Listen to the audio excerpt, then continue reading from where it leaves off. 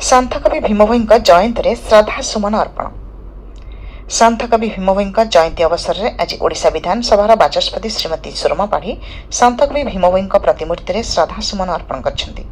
ओडिशा विधानसभा पार्श्व थिबा संत कवि भीम भोईଙ୍କ प्रतिमूर्ति में बाचस्पति श्रीमती सुरमा पाढ़ी श्रद्धा सुमन अर्पण करने सह संत कविଙ୍କ स्मृतिचारण करथिले। बाचस्पति श्रीमती पाढ़ी कहिथिले जे संत कवि भीम भोई हेउछन्ती आम ओडिया जाति पई आदर्श। प्राणी आरत दुख अप्रमित देखु देखु केबा सहु मो जीवन पछे नरके पड़ी थाउ जगत उद्धार हेउ।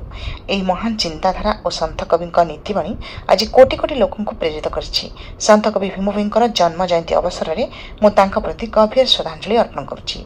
आज संत कवि भीम भोईଙ୍କ जयंती अवसर में ओडिया भाषा साहित्य संस्कृति मंत्री श्री सूर्यवंशी सूरज, ओडिशा विधानसभा सचिव श्री सत्यव्रत राउत, ओडिया भाषा साहित्य संस्कृति विभाग उपनिर्देशक श्रीमती देवजानी भूया प्रमुख उपस्थित रही संत कवि भीम भोई को श्रद्धांजलि अर्पण करथिले। समृद्ध